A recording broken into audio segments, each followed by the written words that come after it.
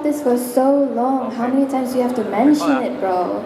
So it's always the same story every year, all the time. I've been listening to it all the time. And what really is damaging from what I've seen recently, as I've said before, urban construction. And, if you really think about it, if we keep talking about pollution, have you ever thought that our world, we can create AI, we can create all these like technological stuff, but why can't we create a solution for our trash, our waste? Have you ever thought about that?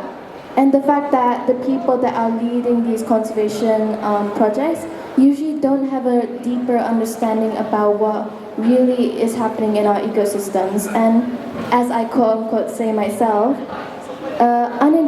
uneducated people can educate other people, in which leads to no solution.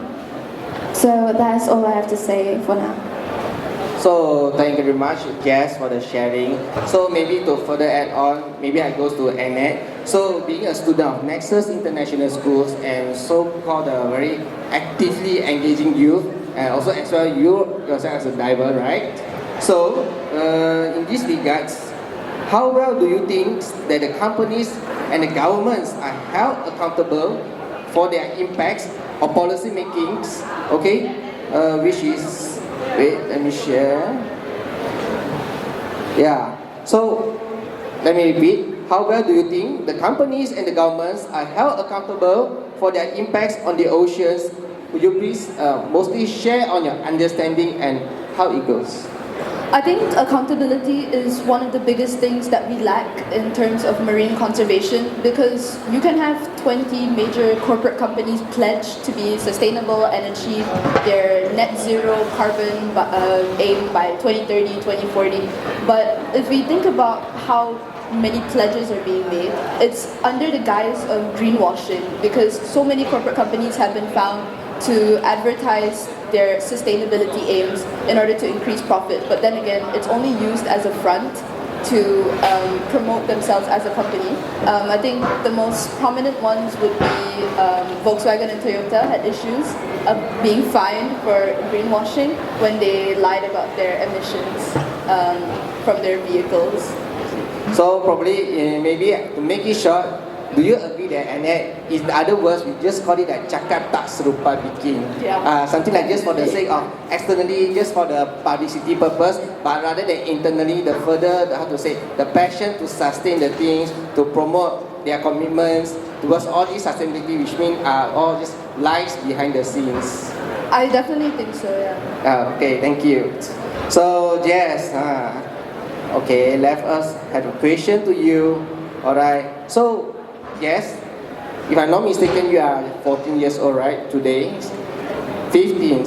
Okay, so as a 15 years old young divers, so how do you think that it is important to preserve and protect the oceans, and what actions can be individuals to be done, take to contribute to these efforts? So probably I am aware that Jess have been doing those coral propagations, coral gardening in the Sabahan water states. So probably, Jess, would you share on your experience what are the things that you have done with your mom under the flag of the One Ocean Empires, and could you share your success stories, your inspiring journey, and what have you experienced from these activities throughout the years? Thank you. So, considering the fact that I've been following my mom around on these wonderful projects, and I've met a lot of amazing people that have taught me countless of lessons.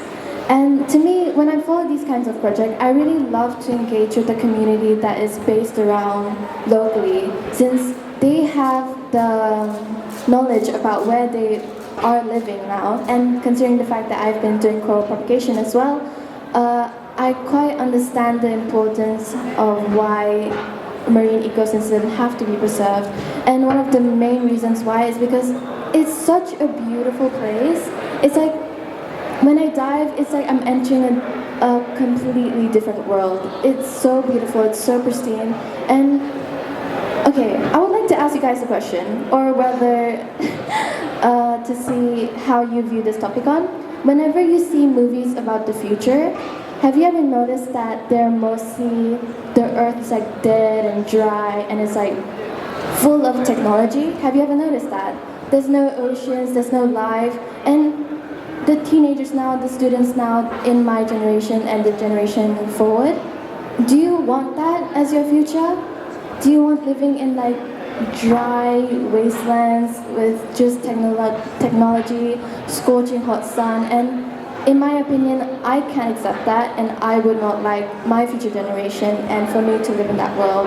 And because I've been stuck with so many memories of pristine reefs, amazing people that are doing so much to conserve our planet, our ecosystems, it's just, it depends on how you want to view our world in the future and how much contribution and impact would you like to make in yourself.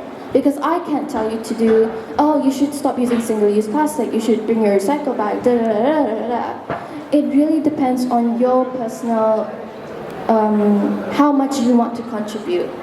It comes from you, and I can't say anything about it because we've been talking about this for so long and we haven't seen any changes. So yeah, that's how I view on this. Thank you, Jess. Such an inspiring stories. And Jess, let me ask you one last question to you. What do you think, and or probably what is your visions and missions in the coming next 5 years and next 10 years? That's a hard question. I hope that I can be a leading example for youth. I hope that I can hopefully inspire people my age and in the future, and maybe even adults to see, even parents to see that us youth, us people of my generation and the ones forward, we have such a strong impact on the future, and we even have the internet, so it shouldn't be an excuse for us anymore.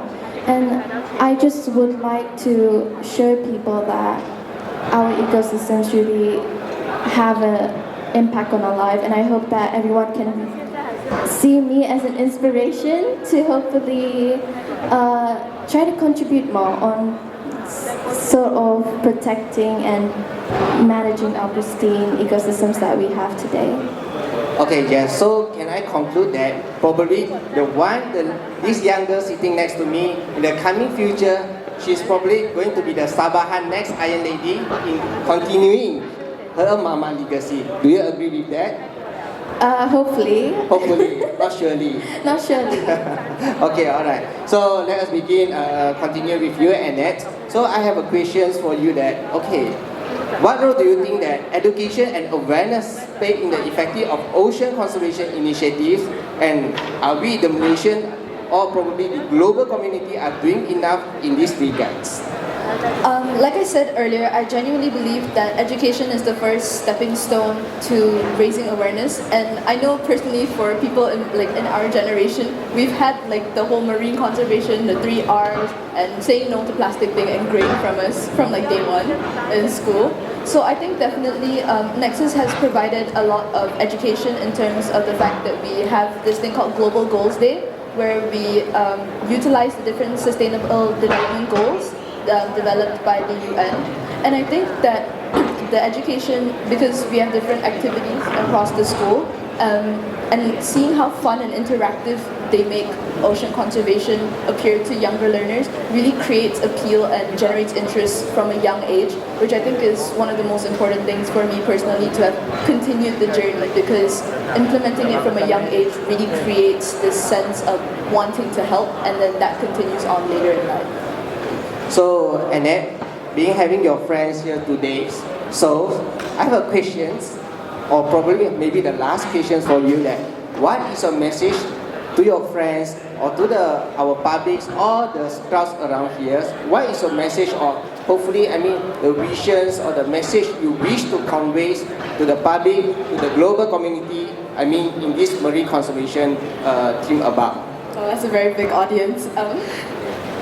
I think just considering the fact that the oceans have been here for billions of years before us, and we are just such a small speck of time on the world's biological clock, that we need to consider, despite the fact that we are so small, that as a collective we have so much power to create an impact and attempt to reverse what has already happened, but not only just by reversing the effects of plastic pollution and overconstruction, but also the fact that we need to prevent this from further happening. So thank you very much, Annette and Jess, for your sharing. So basically, I would say I myself also a diver, but in fact, I'm also still continuing learning about the marine conservation, the importance of our oceans, as it embodied that, how to say, we so-called the ecosystem on our earth, and it supplies the needs for the human life. So definitely, it's been a very hot debate to be discussed years by years. In fact, I would say that the simple efforts which those young people are doing today, are creating change little by little. So Jess and Annette, as a young diver, and also we so-called the environment advocacies on the marine conservations. Okay, so keep it up on this momentum and keep it up your efforts. And now I will open up to the floor. If there is any question to raise to our panel speakers here, feel free to share. Thank you. Anyone, feel free.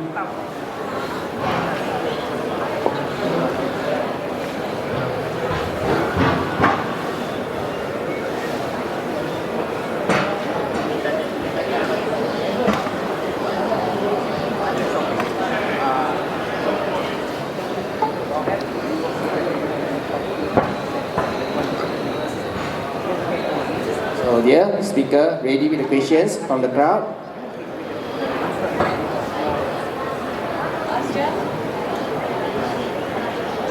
Probably, but we are waiting for the question. But Annette, let me ask you a question. What inspires you or kickstart with the interest of yourself in the diving? In the field of diving as well in marine conservation.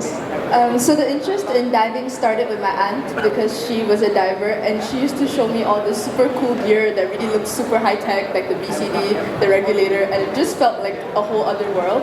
But also my experience of learning to dive for the first time, it was genuinely just the quiet of the marine world and just being able to experience everything without having to say a single word. That was the really eye-opening experience. Okay, thank you. So now, yeah. Okay, I have a question. My name is Monica. I'm founder of One Ocean Empire. I have a question to both of you. Do you think your generation care about the nature, environment today and future? In my opinion, no. Because a huge handful of my generation, it's like whenever I ask them like, hey, would you like to go diving? Hey, would you like to go hiking? Hey, would you like to follow me on this island trip? I think it'd be really fun. They're like, oh no, I'm scared. I'm gonna get bitten by sharks. Oh no, I'm scared of mosquitoes. I'm scared of all this and that. And it's like, I've seen so many people like littering around, even in my school, even though they've implemented these 3R rules, these stop littering rules, it's still the same. And even the impact of parents that the parents have to their children, if the parents don't care, what would their children become? And I'm grateful. I'm blessed to have my mom teaching me all these things, to surround me with all these people. So looking at my generation, it's quite disappointing, as I say. There are some people that care, and I really am happy that these people exist. So, what about you, Anne? I think it's really difficult because of the fact that most of our generation is a very indoor generation, and the outdoors seems like this foreign, scary world, and going out into the sun is daunting for some people. But I also think that we as a generation have a lot of power with social media. So I think that the handful that you were talking about are very much advocating for things online, and I think that definitely raises awareness, but it's also it starts at home as well, I believe, because like the enforcement that I discussed earlier, enforcement also comes from your home with your parents, and as well as your parents' views and perspectives about marine conservation also transfer down to you. So I think that's very important. So yeah, thank you very much for the questions, Mon. So yeah, we have one more questions from yes there. Yeah. Hi there, guys. So when you guys first fell in love with diving in the underwater world, that feeling that you had the first time, how do you think it's possible to get that feeling across to your generation, to introduce new people to it, because people support and protect what they love. So that feeling that you have, how do you think it's the best way to promote that feeling across your generation to help start protecting the ocean water? I think it really starts with someone that you know, because I think a lot of people here have been influenced by someone that they know, like a family member or a friend or someone they look up to. But I also think that getting it across a generation, spreading the information is not the difficult part. It's actually having people internalize the information and wanting to make a change themselves. Because I remember the first time I took a breath underwater, I didn't know how to breathe the second time because it was very shocking. But I think it's not just about spreading it across the generation, but it's also instilling the values, because again, just because you implement something doesn't mean that it's enforced. So having to continuously cultivate the mindset, and I think demonstrating the beauty of marine conservation and just marine ecosystems in general is one of the best ways. For, as you said, like explaining the feeling to them, I'm not sure if I heard that correctly. It's such a hard way to explain someone how it feels to be surrounded by such beauty and to be actually, it's just a really hard thing to explain. I don't know how to get it out there, but to me, it's really about sparking the interest in them. Because if you think about it, when you don't have interest in something and you look at it, people keep telling you like, oh, this and that. You only really hear what you want to hear. So if you don't have interest in that topic, it's like, I'm not really gonna get into that. But if you have the really influence to really like have someone like question so much about these things, because I know people are curious about many different things in this industry. So if you manage to get them interested in this topic and you basically inspire them into knowing more, I think that's more of an easy flowing way to really get them to understand why we are doing what we're doing now. And yeah, that's how I see it. Thank you for the questions. And before, okay, there's one more question. Come, feel free to share.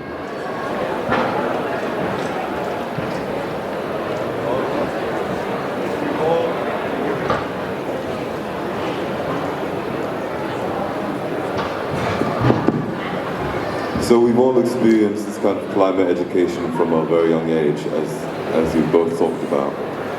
So my question is, do you think that's working? And if not, what needs to change in terms of schools and education? I'm sorry, can you repeat the first part? Yeah, sure. So we've had, our generation has had a lot of climate education in school, as you said about the recycling and the conservation. Do you think that's working in terms of instilling, pride and a sense of justice? And if not, what needs to change in terms of schools and education? Okay, so because in my opinion, it really depends on who's teaching the people. And I've seen your school before. It's like, I've been in there, I'm like, oh my god, this is so fun! And even your vocabulary, I'm like, oh my gosh, she knows how to speak. I get like nervous. And in my school, the way they implement these topics into younger generation, it's so, in my opinion, ineffective. It's so terrible. And even the people in my school, they really don't care about these things because the teachers don't care. And seeing your school, they have these like projects, they like teach you in such a fun way, and this is what makes people like you interested in these kinds of things and really contribute. So it really starts from who is teaching or who gives the first perspective to these younger generations. And what needs to change is basically your own interests. It really starts on the adults that really pass it down. And because we have internet, it shouldn't be an excuse anymore.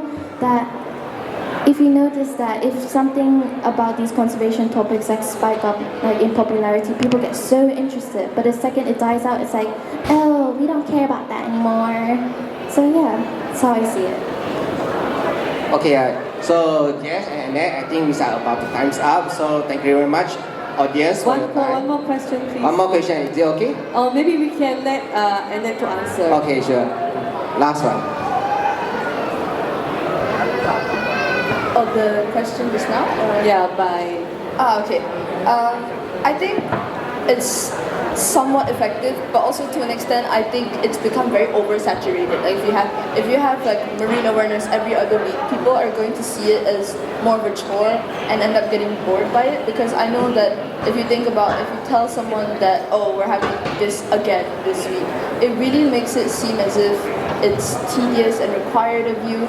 But then I think if it's very important to present it in a way that reaches your target audience, because obviously the ages throughout the generation vary, and obviously younger kids are much more excited by turtles and seeing like, whoa, big blue ocean. But then I think when it comes to older ages where it's harder to instill a passion, I think it really comes down to asking them what they want out of this, which is really important. Thank you, Annette. So there's one last question for me. It's an open and ended question. So it's very simple. So being a very influential and young individuals. So Jess and Annette, do you see yourself in the coming 10 years, both of you will be sitting in the administration or the government office? I mean, contributing in the policy makings. Yes or no? No, I really don't want to be a part of the government side. It's like, it's not an environment I like to be with. I'd rather like instill these kinds of policies with my people that I'm more comfortable being surrounded by. I think for me, I could genuinely never work in the corporate government environment, because I really want to work hands-on and directly with a community instead of calling the big shots from a big fancy office somewhere that's nowhere near to where the actual conservation is happening. I prefer to be where the conservation is happening. I see. Okay, so thank you very much for the feedback. So let us wrap up, and thank you very much, Annette and Jess, for sharing on your thoughts and opinions. So everyone, a huge applause to our panelists today, and thanks for your time, and keep it up, your good work and your momentum in ocean conservation. So have a nice day, and thank you everyone. Thank you.